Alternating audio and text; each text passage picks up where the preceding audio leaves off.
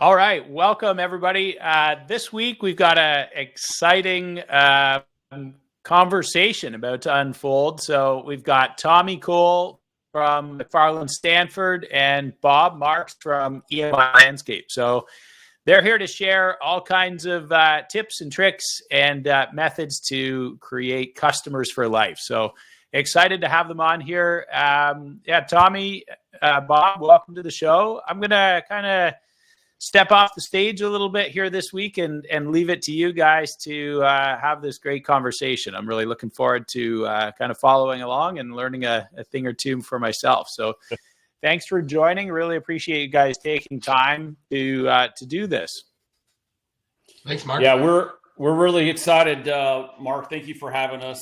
And this is going to be a great session. All right, here we go. Let's get started. My name is Tommy Cole with McFarland Stanford, and I'm here with my good friend Bob Marks with EMI Landscape in Pennsylvania, and we're going to get started. Here we go. Let's do it. Let's go. Let's see here. All right, so the topic of this great afternoon is customers for life. We're in the service industry, and with Landscape happen to be our product. And how do we have customers for life? Literally. I'm sure Bob has got some great stories he's going to share with us along the way as a business owner. But let's do a brief introduction. I'm Tommy, Vice President McFarland Stanford. Been with this team for 5 years, but I've been with this immediate McFarland Stanford team for, probably 15 years. Been in the industry for 21. The host of Roots of Success podcast, which is blowing up and been a ton of fun for the past little over 1 year, and extensive background in landscape design and installation, civil construction, interior plant care. That's a weird one for me. But my game, I love operations. I love customer service, and here we are today. Without further ado, let's get Bob. Bob, introduce yourself. Yeah, Bob Marks with EMI Landscape. We're in eastern Pennsylvania, about an hour north of Philly. Grew up in the landscape industry. My father-in-law started the company back in 1983. I rejoined the company in 2009, and then became president January 4th, 2021. So EMI, we are a predominantly commercial landscape maintenance and snow removal company. About 50 plus full-time employees, 120 plus for snow. Looking forward. Like you said, I got some stories to share, some good, some bad, some ugly. We got them all. So I'm sure people watching can commiserate and laugh with some things we've done. Absolutely. We're not all perfect, but we're here to learn and get a 1% better. Right, Bob? That's it. Every day. Every day. Well, let's get going. And one more thing to add, Bob is an LMN user, avid user, and getting better by the day. Is that correct? Yeah, we were, I think a relatively early adopter. 2015, I think we started with it, dipped our toes in the water. And to be totally honest, it's one thing we semi-failed on, that as LMN improved and had so many features, we were kind of stuck in our ways of how things worked. And when we opened our eyes and looked around, we are playing catch up, I think, to some of the newer users that all the great features in there. So yeah, we're big LMN users for, almost a decade now. Good. Awesome. Keeps getting better and better. All right, let's get started. So let me give a little sort of background on this. This is one of my favorite books of all time. I read this many years ago. It got handed to us at a previous company. It's called Customers for Life by the name of Mr. Carl Sewell. He's very well known in the Dallas, Texas area for his absolutely incredible customer experience. Sewell automotive dealerships, specifically, they're all over Texas. And when you buy a vehicle from Sewell, it is top-notch service. So that's what we're going to dive into. So we're going to dive into some key notes throughout the book, some experiences that I've been through in the last 20 years, along with Bob's experiences as a landscape business owner. So let's get rolling. So a little bit of back history from the Sewell, established in 1911, so 100 plus years old. First location was in Dallas. Lots of franchises and stores, annual sales of 38,000 plus cars. Wow. And over 2,500 associates along the way. So there's two big things that I want to talk about is the 10 commandments of customer service. And the second thing we're going to discuss is the $517,000 client. Whew, those are big numbers. All right, Bob, you ready? Let's do it. 10 commandments. Here we go. So when we talk about lists, it's one of my most favorite things. Not paragraphs, not a lot of reading, not a lot of paragraphs to dissect. I love lists. And when lists are created, lists are typically easier to remember. They're very simple. If you know me, and Bob has heard this before, I'm a fan of training. And when you're training on lists of things to do in a particular order or to remember to do, that is the best way to learn is lists, not necessarily paragraphs, that sort of thing. Couple of things to remember. Items that I love the most is systems, not smiles. You may laugh, you may argue with me a little bit, Bob, but we can put on a big smile, right, Bob? But at the end of the day, it's systems that get us through. And also fire inspectors and your customer relations department. Talks about, Carl Sewell talks about a little bit that you got to get that in your head, and we're going to dive deep into that thing. So let's start off with this. The idea that people want a smile and that makes everything better is false. Let's Bob, Yeah. Tom, jump in on this. When I reread this, I thought a lot about core values of EMI and just core values in general, that our core values used to be like teamwork. And for us, it was a little too generic. Like being a team player is a non-negotiable. So like, it's the least you can do. And I almost feel like the smile is the same way. Like if you're in customer service and you look angry and you're not smiling and you're not friendly, like you failed the barrier of entry. It's like, that's step one. So the smile is important, but you can only smile and fail the customer so many times before that smile, in my mind, almost becomes disingenuous. Yes, totally agree. I mean, at the end of the day, they want a spectacular product, right? Yep. Also with a smiling face, right? I feel like the smiling face is really the simple thing to do. But at the end of the day, they just want a really good product or service. Oh, by the way, you need to smile at the same time. What's the most attractive is building systems. We talk a lot about that word, Bob, is the systems. Like we go to peer group meetings all the time, and it's like, man, I need better systems, right? This is what we're talking about, improving the customer experience, or we call the life cycle of a client, then incentivize and empower all of your employees to take care of those customers. Yeah, and systems don't have to be super complicated. I think that's something I've learned over the years. Systems seems like such a big thing to handle. Like, how do you have a customer service system? And I learned this from someone in the peer group. We share a lot of stuff, but that simple 5 and 10 rule is one of our systems for customer experience, that if they reach out to us by 5 o'clock, we will respond to them that day. It may not be the answer, but they're going to hear from us saying, hey, I got this. I'll check into it tomorrow. We'll get back to you. And if it's after hours, by 10 a.m. the next day, we're back to them. And that's our system. And it's that simple. And it's a way that when you have these, you talked about lists and systems, when you can name it something simple, it's easier to hold accountable and remember it. So, I've seen some emails and I was CC'd on them. I didn't see the response. I said, are we still on that 5-10 rule? And it's not, hey, are we responding to clients in the time we all agreed to earlier? No, by having these lists and systems, it's repetitive and it's easier to recall and hold accountable.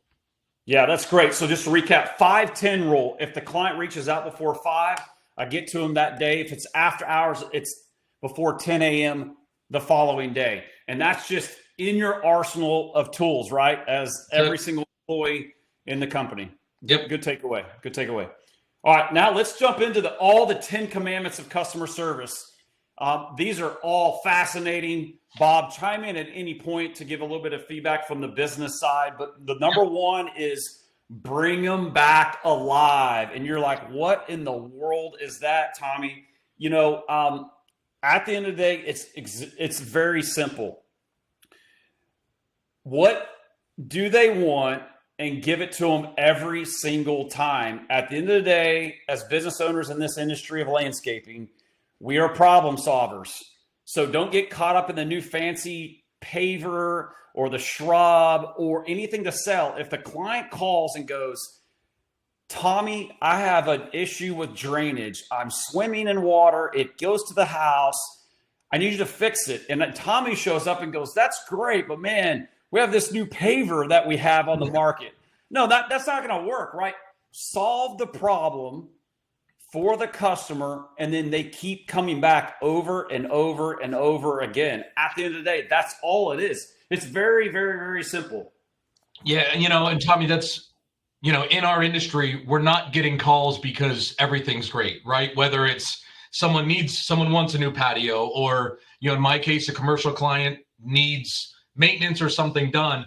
Okay. They're coming to us for problems. And yes, you want to sell those fancy new pavers and you want to sell the extras, but bringing them back alive is what allows that to happen. You find out what they want, which is sometimes more difficult than just saying that, because they often don't know exactly what they want. But that active listening, finding out, really listening, asking the right questions, find out what they want. It's usually not that difficult to do it. I've got some clients that all they cared about was, are the annuals in on time? Are they blooming great? I've got others that frankly don't care about the flowers, but if there is a weed coming through the cracks of the pavement, they're quite upset. So you find out what they want, and then you give it to, because you can't give everybody everything. Find out what they want, give them that. Yeah, it's what are those touch points that the customer needs, and that's our job. Is that you hit on something really good. Ask questions and figure out what the problem is. They may not know what the problem is. They're just like, we have a huge issue here, but their problem that they're trying to solve is your responsibility. And then once you do that and you successfully solve the problem, guess what will happen? They keep coming back. It's a full circle. Yep. Great. So the second thing, what we just briefly talked about, was systems, not smiles. Once again, saying please and thank you doesn't always ensure you'll do the job right the first time, every time. Only systems guarantee you that. And I've got a great example. I think most people on this webinar here knows Chick-fil-A, right? Chick-fil-A is known for what? This thing called My Pleasure. They smile, they hand you something, right? Or they give you the receipt, my pleasure. Let's be honest, that's not the ultimate reason that brings them back, right? That is a good reason. Like, man, they're always so nice. They always have a smile and they always say my pleasure. What brings them back is the service and the system that they have. When you pull up to Chick-fil-A and there's a line wrapped around the entire building, you're like, life's good. I'm okay, and I'm going to sit in this line because in 10 minutes, I'm going to probably grab my food and I'm out the door. Oh, by the way, I get a smile and I'm my pleasure at the end of the day. So that's one example. The second thing is a two-part. And if you still don't understand systems, not smiles, do these two things. One, do the right job the first time, right? How many times that we go to a property, we think we have the solution to the problem, we think we know what we're going to do, and we screw it up, right? Then the client's like, oh, wow, I thought you were the expert. I thought you were going to do it on time. I thought you were going to solve the problem. I thought, right? And then we got to go back. So now the customer's like, ooh, I'm not so sure. What if we got to go back a third time? So do the right job right the very first time. Second thing is having a plan in place to deal with things when they go wrong. Because they will. They will. Because they will. Because they will. And let me give you an example. I was a project manager for years in the high-touch construction landscaping world. I oftentimes would tell the client before we start the project, Miss Smith, we're guaranteed to screw something up 100%. And they're like, well, really? But you guys have been so great on the estimating the sales. Well, actually, I guarantee you something's going to happen. But I'm going to guarantee you what'll happen is we'll get it fixed and repaired, and we'll come out better on top. For instance, that delivery is going to screw up and drive over the pavers and break a few. We're going to leave the gate open. We are going to have the wrong gate code. Someone may fall asleep on the job, right? Something's going to happen. We may break a paver, install the wrong tree. Something will happen. But what are you going to do to make it right? So it's the systems. Bob, anything to add to there?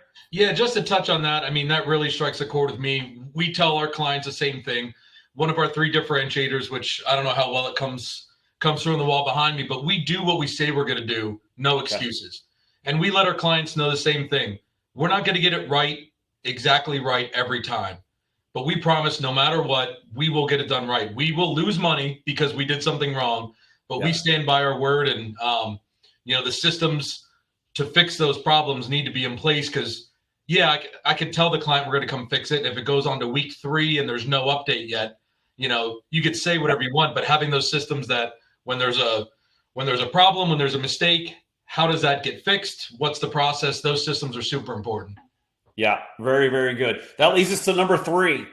One of my favorite, under promise, over deliver. Oh man, this is a fact. This should be the staple of landscape businesses. How oftentimes do we say, we'll be there in a couple of weeks? Well, 2 weeks from this Wednesday, that client's like, well, EMI is going to be here in 2 weeks. When we kind of just were like, we'll be there in a couple of weeks, right? Because that's just kind of what we say. But when a couple of weeks arrives, Bob, the client's like, well, where are you? What's going on, right? So keep your word and exceed it.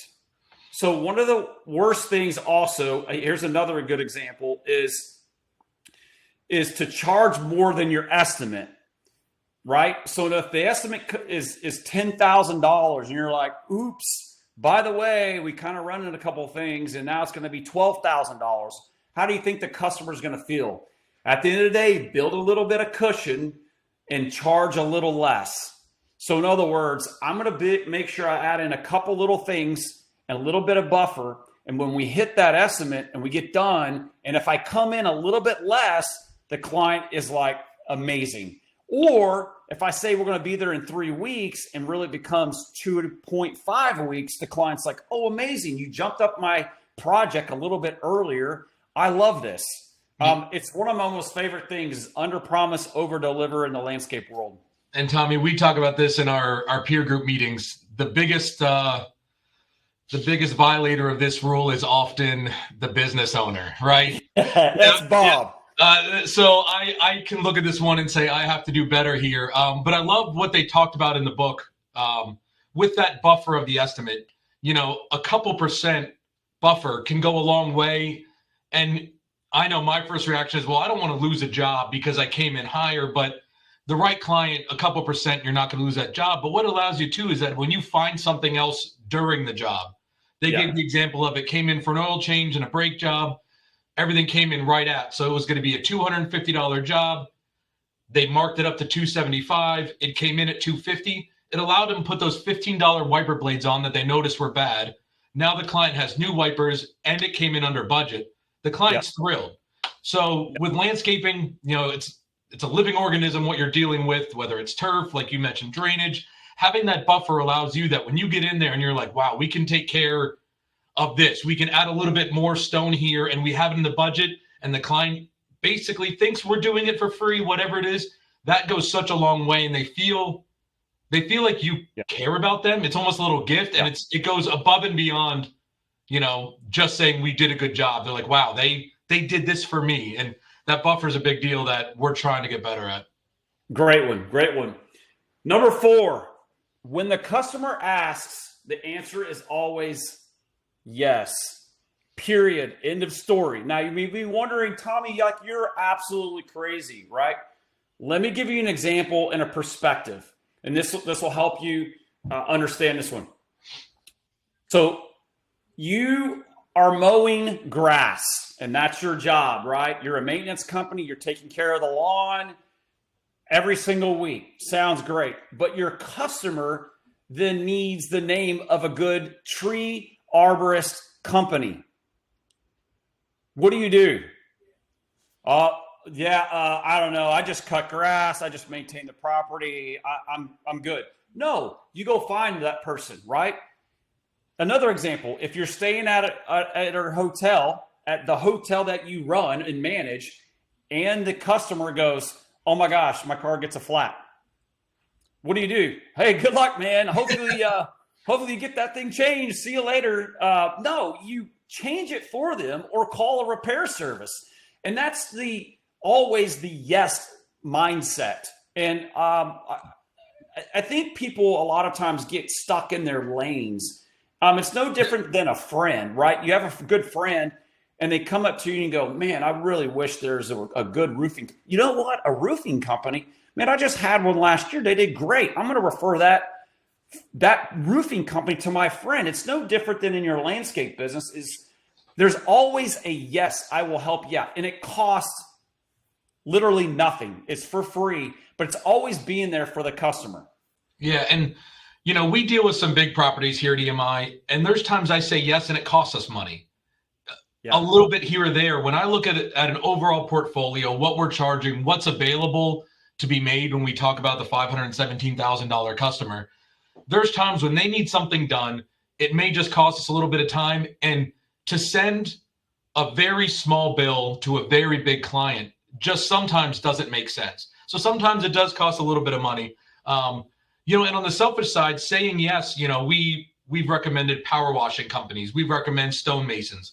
You know what? They're also on sites that may need a landscaper someday. So when we're recommending people, they really appreciate it. And when something comes up and they're working for a property manager across town and they're doing pressure washing and see how bad the landscape looks, it's very easy for them to drop my card and go full circle. And we always try to say yes, because we know in our world, our clients aren't always on these sites. Sometimes they are, sometimes they're not. So I tell our staff, we're the eyes for our clients. So if we have a tree down, great, we could take care of it. If a truck ran through the turf, we could take care of it. If their parking lot needs to be restriped, we can let them know and recommend someone. And again, almost like the free gift when you pad the quote, they feel that level of care that they're not going to find from most other companies. It goes a long way as well. Yeah, good point. All right, number 5 might be a little bit sensitive. I feel like there could be some feedback on this one. This is good. So number 5 is fire your inspectors in customer relations department. Deep breath, Bob. Every employee who deals with clients must have the authority to handle complaints. I love this one. I believe that every person in your company should be able to handle complaints, customer service. They are a representation of your brand and your team. They should handle it. They should not be passed off to somebody else. This leads me into firing these inspectors. Inspectors make people sloppy. Let's give an example here. I'm a foreman, a crew leader, and I go and install a job, knock it all out. I'm out the door. See you later. Client calls and complains.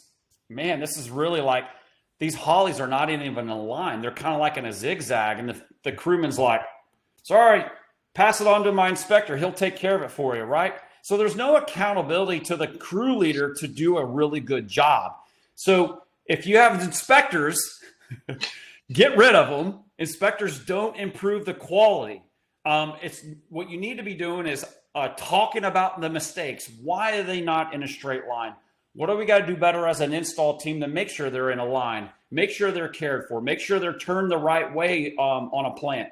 Make sure we remove the tags. Make sure they're staked properly. All those types of things. Hold quality meetings to ensure you have a chance to talk about these problems. Look for specific patterns that are going on. And then the second part of that is customer relations department. The people who deal with customers must have the authority to resolve problems. At the end of the day, everyone should be available to solve a problem. You don't want to be passing the buck or the problem to somebody else. And we talk about this a lot, Bob, is is that sort of monkey, right? Passing the monkey to the next person, to the next person. And at the end of the day, the client's like, I'm getting nothing done around these issues of quality or service, and I keep getting passed the buck. Any examples or feedback on those? Yeah, you read this, it's like you still need people to inspect the job sites, right? Like you do want to empower, and we stress how important it is that if an inspector has to go and find these problems, we've already lost our money, right? I mean, with the number one thing in landscaping, the callbacks. You're losing your money every time you got to go for a callback. You pretty much have lost your margin, right? So we do inspect. We have account managers out. We have customer relations department. Like, it's needed in some places. But my big takeaway here is, yes, when we're on a site and a client comes out and says, there's a big branch down on the other side of the property, I need to get it taken care of, our team takes care of it.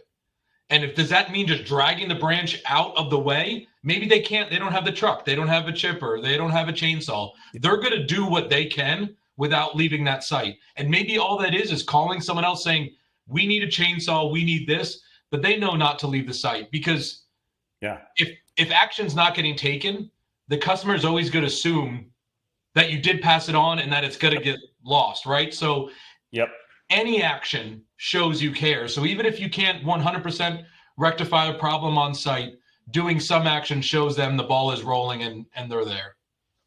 100%. I did a presentation earlier this year and late last year on operations excellence. And one of the key components of that was the go backs and how much it costs for a crew or a team of people in your organization to go back and fix something. If you refer back to our number 2, which is systems, not smiles, one of those things I mentioned was doing the job right the first time, right? I feel like one of the biggest things in landscape businesses is the go backs. They did it wrong, incorrect, not what they expected, didn't walk through with the client before they left, all those types of things. It's a bad situation. And going back to fix the work, I mean, that's the extreme example, but, having those systems, to go back to number 2, having someone leave the job site because you didn't have all the materials or tools costs you less, but it's still that's too much. So, do the job right the first time, but it starts before you ever leave the yard or wherever you're going. You got to make sure you have those systems, that every job you're going to do, you've got those materials, because when you send one person back or the foreman wants to go back, the foreman leaves a job site, everybody slows down. So you're not making money when you're going back either way. Good point. All right, so that's the top 5. It's going to get even better. So get ready. The next the second half of the top 10 is number 6. I love this one. Actually, I love all of them. I probably will mention that every single time we keep going. No complaints. That means something's wrong, right? At the end of the day. And I love this because this goes back to some of your top clients. And first off, do you even know who your top clients are in your business? I know Bob does, because I've heard it come out of his mouth many of times. But identify the top 5% or 10% of your clients in your entire business. One of the greatest things to learn from this is ask them to see how you are doing from a customer service and an install, maintenance, tree care, snow plowing business. And I guarantee you your top 5, 10 clients will give you all the honest feedback you could ever want and learn from that. But at the end of the day, if they're not complaining, if they're not asking a lot of questions, they're not observing things going on, a lot of times we as business owners and employees and managers go, man, just leave me alone. Why are they what's going on? Like, no, they're providing some good feedback for you to learn. And if you encourage that feedback and encourage the thoughts and the complaints, like, keep them coming, because we're going to get better. That is how you get better as an organization, is encourage that side of stuff. a lot of times what we did in the past for years is never, ever complain about a client. Never. Right? And you have heard this, Bob, for the last 2.5 years we've been together. Yep. Never complain. Why? Because they pay the bills. Right? That's it. That's our business. If we don't have customers, we don't have a business. Anything to add, Bob? I mean, honestly, we probably make the most money off our clients that complain the most. Yeah. A client that's never complaining doesn't care that much.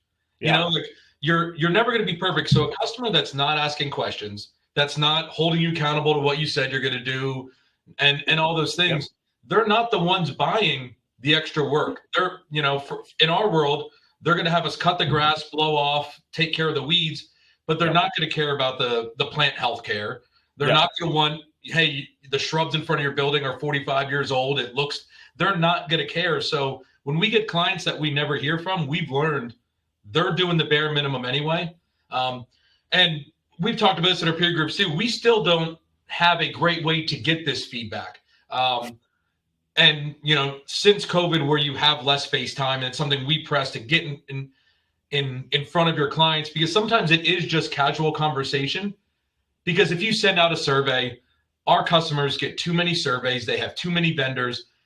We've struggled getting great feedback, and having consistent conversations and bringing up different points or asking very specific questions. Would you like to hear from me more? Do you know, hey, I've called you a lot this month. Am I bothering you? And they may say, no, I love it. Actually, I need more from you. So, you know, it's surveys, whatever it is, but just getting in front of them, asking specific questions. Hey, are we doing a good job? Yeah, you're doing a good job. Like, that doesn't always get you what you want, but hey, would you like to see me more? Would you like more communication on what we're doing? Sometimes the specific questions gets to the root of what's really going on. Great one. Number 7. Oh, I love this one again. This, Bob, you know me. Measure everything, right? Baseball teams, football, basketball, any type of team or organized sports is measured to the minute detail. And where is that posted, Bob? All over the internet and social media of every statistic known to man for every professional, right? Yes. Yep. Why can't landscape companies do the same? It is a great thing to have. Measure what's relevant, okay? You can't tell people to do their best and then just hope it's good enough, right? You have to know what you're really doing and where they can improve. So if we don't measure anything, then how can they improve? Well, Tommy, they should just know it, right? We hire a crew leader and we say, just follow the other crew leader and then life will all work out. No. We got to measure it, because then we get better. We got to post it, and then we got to learn from it, right? So post the results. What gets measured gets improved. People are naturally, they're always competitive, whether they want to argue that or not, right? That's what I was going to say. They always do want to do a good job, and they want to know how they're doing. So why can't landscape owners and managers do the exact same thing as posting that and learning from it? Bob, any takeaways? Yeah, you know, I think a lot of time owners are afraid because it revolves around money, the business revenue. I'm not that afraid to show those numbers. We're not full open book. We're not showing everything. We've really broken a lot down to as simple as we can make it. You know, for maintenance, it's, you know, what materials are being used, and then actual versus estimated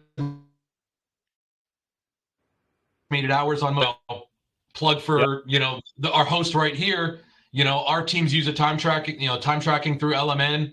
The new app is incredible, and they know their score every day. It took, instead of me having to figure out a way to do it, you know, software can do that for you. And they know what percentage of unbillable time they should have a day. And when they clock in properly, it calculates that live. And when they're on a big project that's supposed to take, you know, 137 hours, at the end of every day or every time they look at their time tracking, they know where they're at. So I love what you said. People are naturally competitive. And frankly, I think if they're not, they're probably not a fit at a very driven company.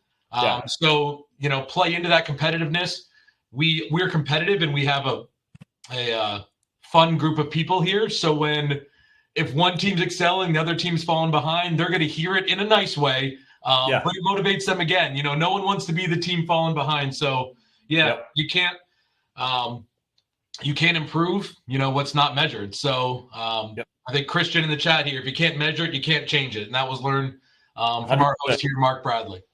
Yeah, 100% agree. And it's the little things, right? Element does a fascinating job of budget versus actual, which they always talk about. You can win at that. Well, can you look at what the sales you've produced?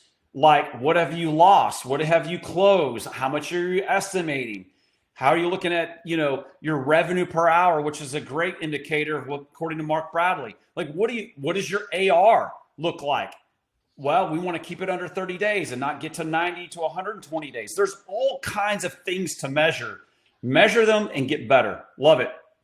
All right, next. Last thing I'll say, Tommy, is, through the peer groups, I never thought about measuring the amount of things we measure as a group. When we send in our numbers quarterly, it's like, what's your revenue per truck? And I'm like, I don't know. We have as many trucks as we need. Well, no, Bob, you have too many trucks, actually. And, maybe for different circumstances, but you can measure everything. And, if you're not measuring anything now, you start with the simple things that are actionable, but you can measure a lot of things.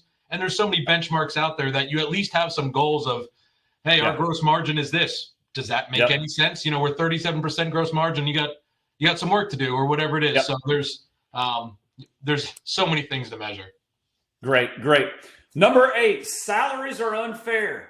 Pay people like they are a partner in your business.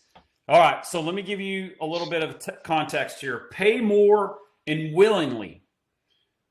So you know how this market is, right? Finding great people, right? So I saw something where you got to interview something like 20 people to awfully find maybe one person, one good person.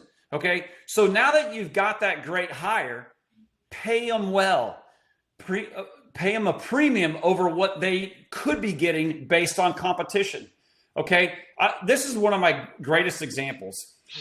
A manager is asking for $80,000, right? Sounds good. And the manager, the owner goes, man, if we could really get them for 75, like that would be really good. Let me tell you something, my friends. Are you going to be excited when you said, I really need 80 and you go in at 75? Are you going to be fired up to go in day one working through EMI? Not really. If you're confident you found the right person, that $5,000 is going to get made up real quick anyway. Yeah. At the end of the day, it's going to make it. Yeah. Good point. So partnership pay encourages employees to serve the customers very, very well, right? They have a self-interest to do the right job and be nice. So why not pay them great and pay them like a partner, not as, ooh, I'm going to try to get a really good deal on this really good manager. It doesn't really happen, right? You told me that early on, Tommy. I asked for you some advice with a big hire we were making, and you're like, don't sweat it. Don't sweat it. And in the book, Carl Sewell seems like a very interesting person. I think he's a little bit maybe tougher than I am, and he's like, everybody should be commissioned. Maybe in the car dealership world that doesn't work for us, but something that I've learned from you and Jim in our group, and you can almost treat everyone like a partner with some form of profit sharing. Yeah, we actually do it. Once you're at EMI for a year, you get 3% in your 401k. We can also do an additional profit sharing through there. But there's some other ways that, to create them to be partners. When we're sharing our profits, we're sharing our goals, we're going to start sharing some of that profit back quarterly, that they are partners now. They know if they do a good job, they're going to make more money strictly off of their performance. Love it. Yep. Love it. All right. So number 9, your mother. We love the moms. The moms are the best. We just celebrated Mother's Day. They are always right, basically a lot of the time. So if we take that analogy and show a little respect, some politeness, and it works, right? I will never forget Grow this past February that Marty Grunder did a big speech on just being nice.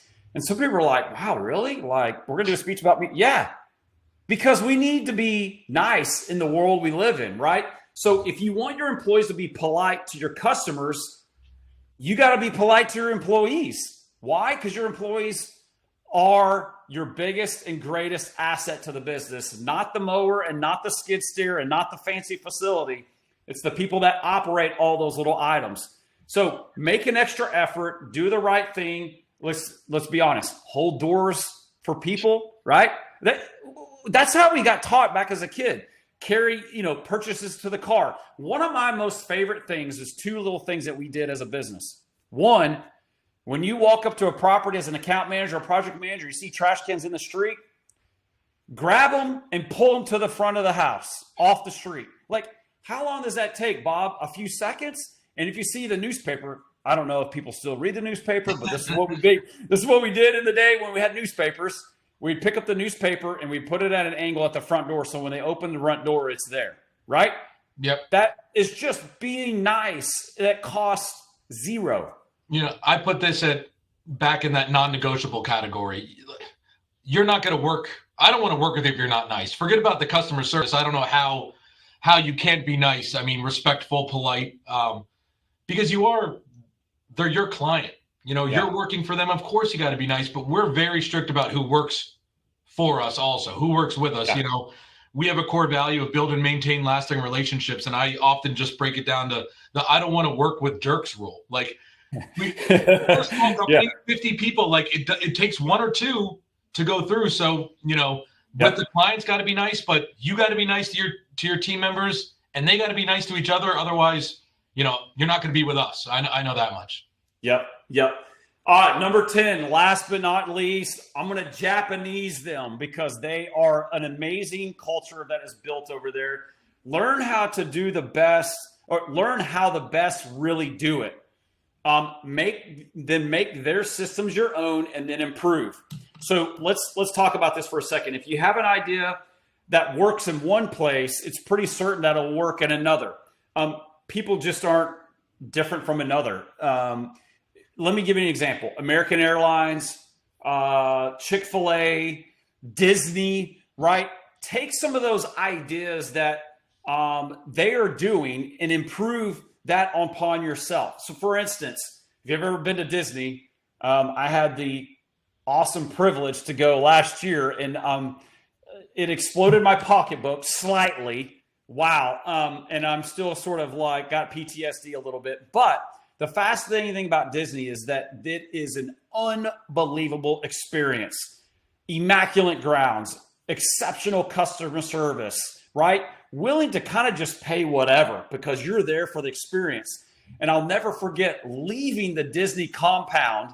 They call it the Disney bubble. And you get out of this bubble for 5, 6, 7 days. And you're going, wow, the landscape looks terrible. And people are kind of mean. And man, I got cut off driving to the airport, right? Right.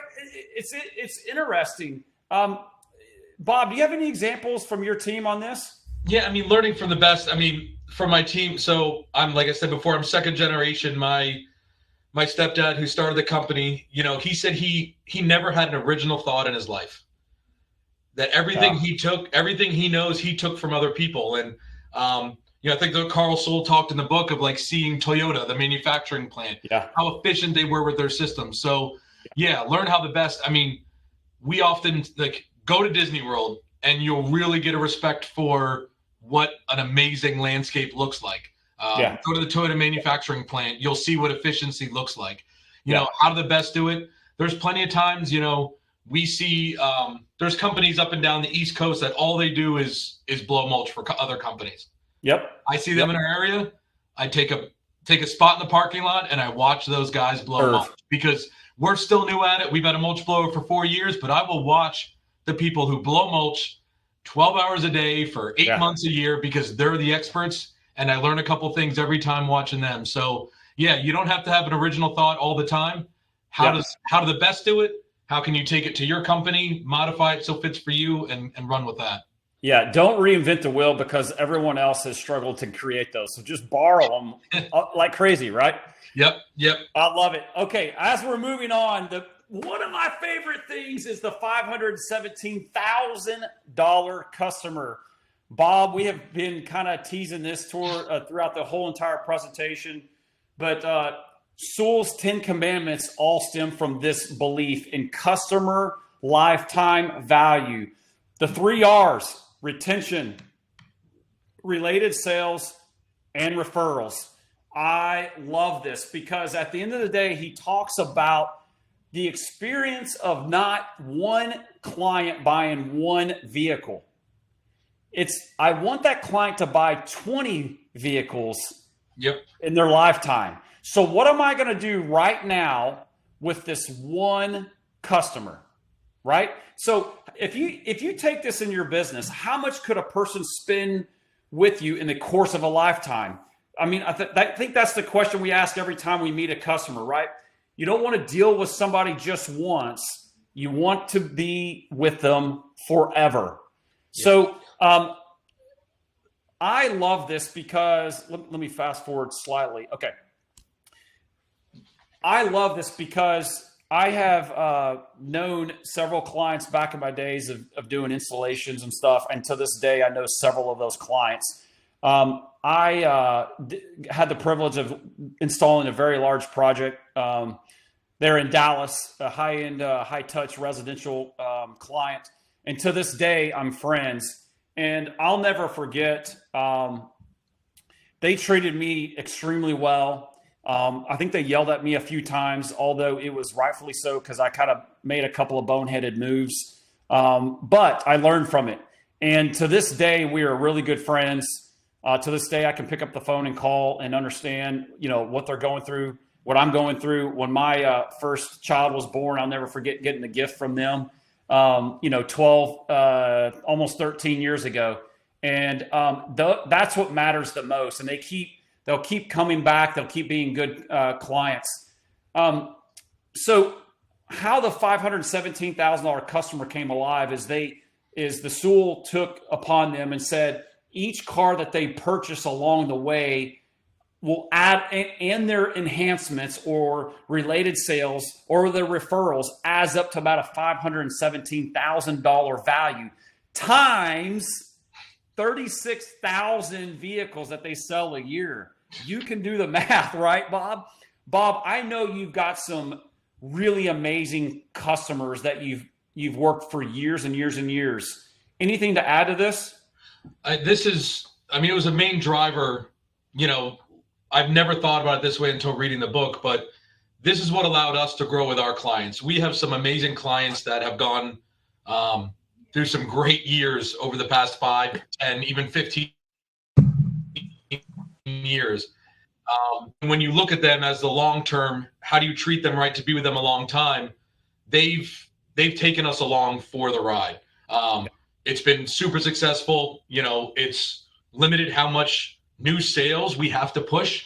We're growing at a good rate, but when we've got clients growing, when you've got clients who are willing to refer in our market, that's in our segment, that's not super common. A commercial client recommending another commercial. It's happening because our clients understand that we're treating them with the idea of the long term. Our retention rate is through the roof. It's awesome because when I first read this in the book, I almost thought it was a little bit, I read it wrong where it's like you're looking at them just for their dollars. Treat your big clients different, which we do in certain ways, right? Everybody gets treated properly, but a customer that's going to spend $500,000 is different, but you never know what any customer is going to turn into. Sewell talked about not selling a lot of Chevy Cavaliers because that wasn't their strong suit, but they weren't going to treat that person any different.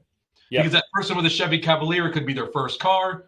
They're going to get married. They're going to have kids. They're going to refer friends. And that Chevy Cavalier turns into a $517,000 sale over the next 30 years. And the long-term retention is key. I agree. And look in the long term is how you're going to do it. Great stuff.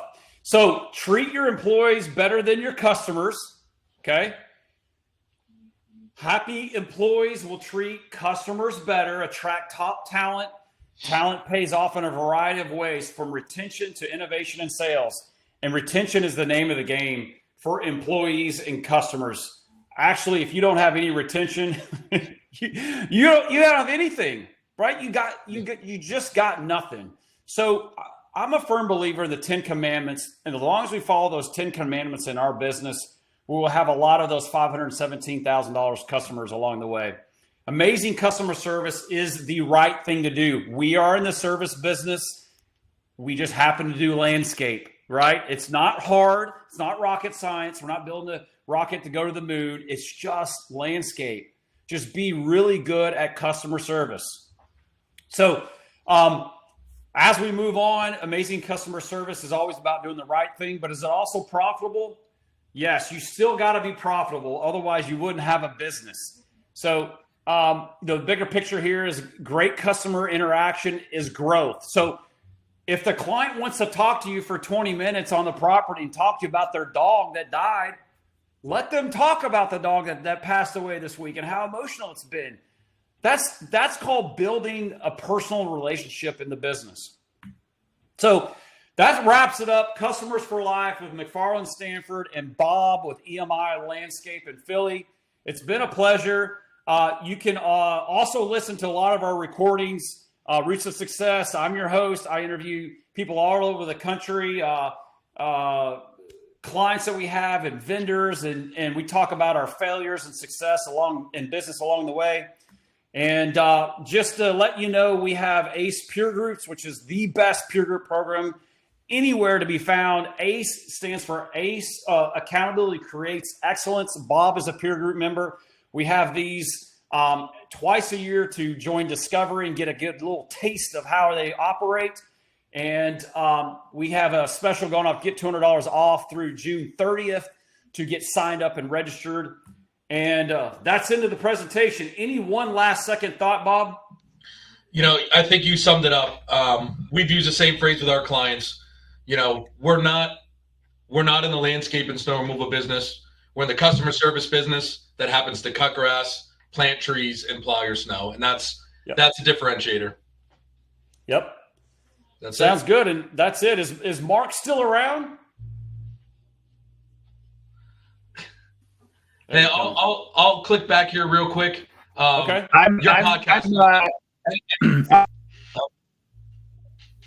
Maybe Mark's with us, but your podcast, Tommy. I've had my team come to me with some of your episodes. So diverse group of guests, great podcast. It's super fun. It's quick. It's energetic, like you always are. So, great podcast for anyone who hasn't listened to any yet. Thank you, Bob. I didn't pay you, so just know that. Yeah. All right. Well, thank you guys for joining